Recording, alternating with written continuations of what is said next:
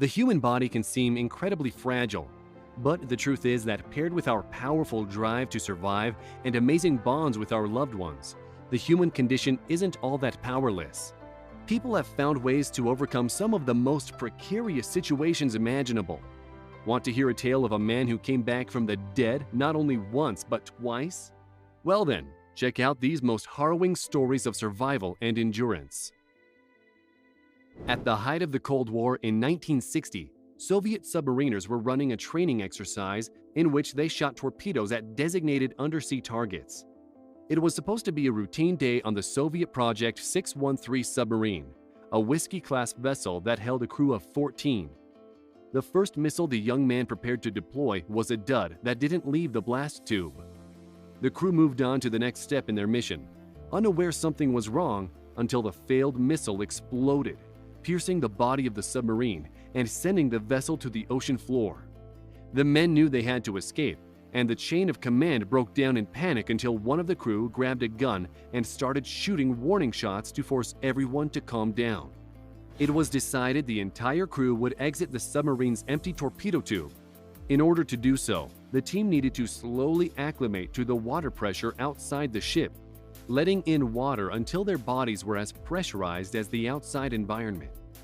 The men ascended to the surface, trying to take their time and use their equipment to let their bodies adjust. Some, however, continued to behave in agitation, ascending too quickly. This led to collapsed lungs and the need to recover in compression chambers. However, it is believed that every crew member survived. Julianne Kopka's Amazonian stay. Julianne, a young German girl living in Peru with her zoologist parents, was traveling with her mother to see her father in a different part of the country. While in the air, the plane was hit by lightning during a severe thunderstorm. The plane imploded, and Julianne fell from the sky while still trapped in her seat. She crashed some 2 miles to Earth, landing in the Amazon rainforest. She suffered a broken collarbone as well as a loss of half her vision, but was able to walk and investigate her surroundings. It immediately became clear that Julianne was alone and the only survivor of the flight. Julianne was a truly amazing child, knowing that if she found running water and followed it downstream, she'd be likely to find civilization. She did this for 9 days, during which she couldn't get sleep due to pain from the bugs that infested her injuries. Julianne eventually found a small boat with gasoline in it for its engine. Remembering when her father cured an animal of maggots with gasoline, the 17-year-old girl doused one of her arms and counted as 35 of the creepy crawlers came out of her skin.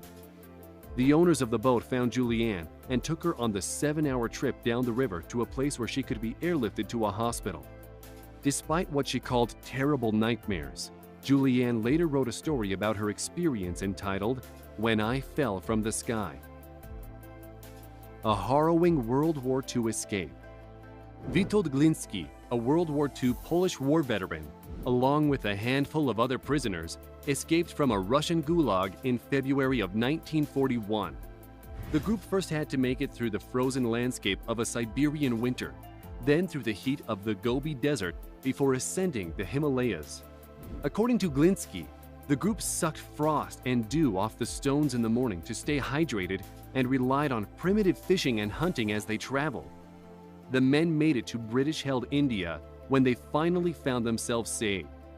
Glinski waited 60 years to rehash his story, saying that he didn't want to relive the trauma and that he feared another of the escapees who had been placed in the gulag for committing a serious crime. Glinski believed his reports, held in the Polish archives, inspired the story behind the best-selling book, The Long Walk. Andes plane crash survivors.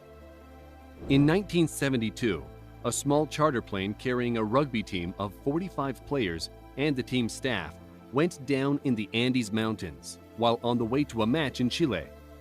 It was cold and snowy, which slowed down rescue efforts. 19 people perished from either the crash and the avalanche that followed the crash, which left the survivors without food or shelter. Luckily, many of the survivors were healthy and athletic young men who were determined to survive, despite their belief that no one was looking for them. All in all, the 16 young men left alive were stranded in the snow and ice, as well as braving frequent snowstorms and avalanches, and survived this terrible peril for 72 days. In 2012, the survivors held a rugby match, the same one they were headed to when their plane crashed, to mark the 40th anniversary of their rescue from the treacherous mountaintops. The man who came back from the dead twice. Beck Weathers was part of what many have called the Mount Everest disaster. A Texas native, he had already climbed Vinson Massif in Antarctica, and Everest was to be his second climbing experience. However, during the group's slow ascent up the mountain, oxygen levels plummeted unexpectedly. The group's trek was scheduled to take between 12 and 13 hours.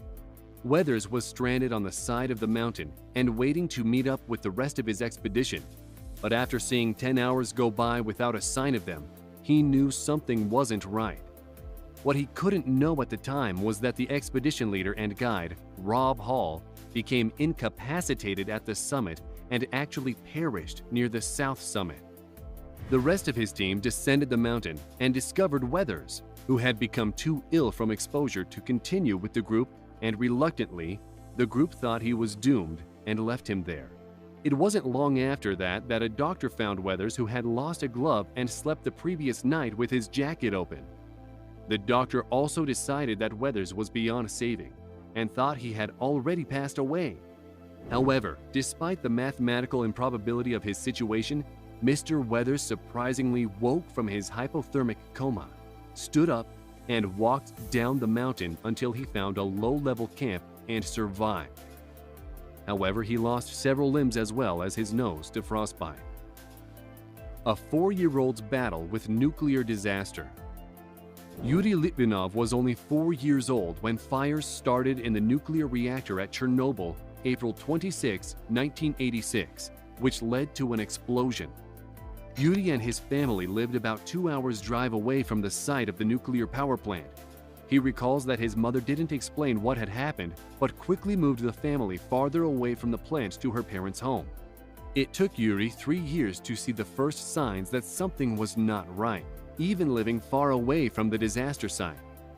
He remembers that it would rain and the leaves on the trees would turn white, bleached from the radiation, before the trees themselves disintegrated. Suddenly, people around Yuri began to develop a cancer, a common ailment after experiencing radiation exposure, and Yuri himself was diagnosed with cancer when he was 21 years old.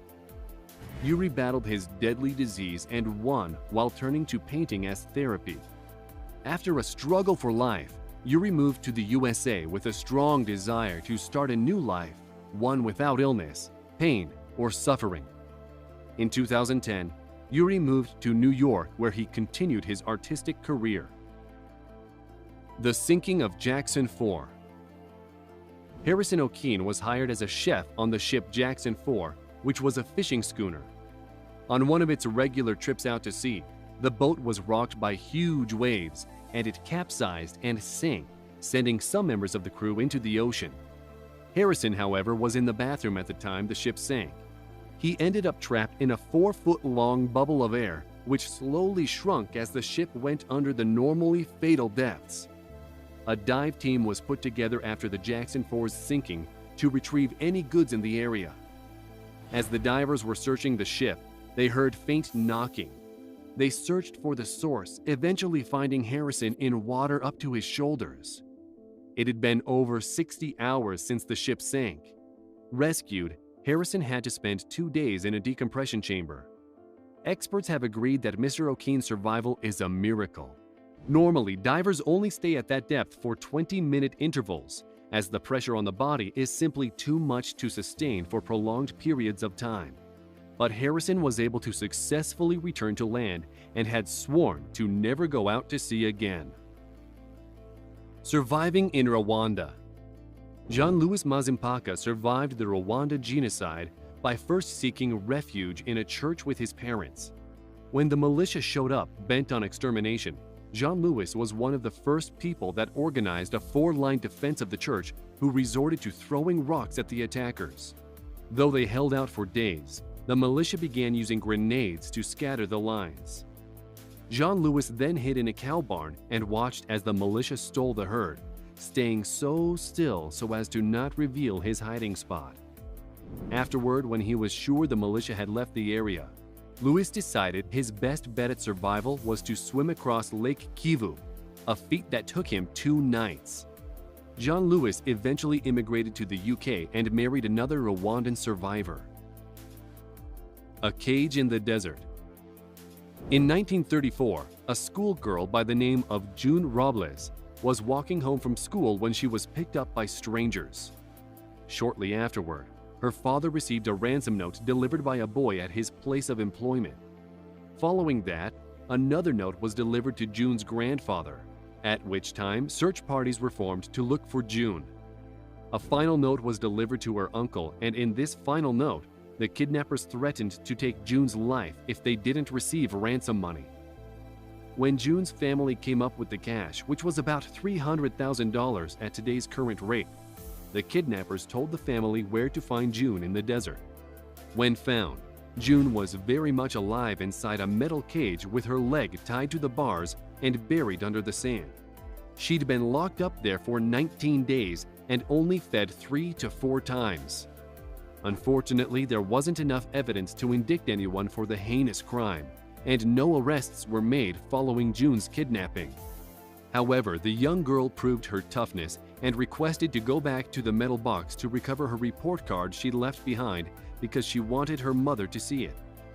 She grew up to raise 4 children and lived well into her 80s. A young boy defies the Nazis.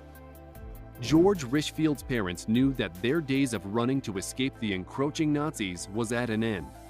Therefore, they threw their son over a barbed wire fence and straight into the arms of a Catholic woman named Halinka, who was willing to hide him.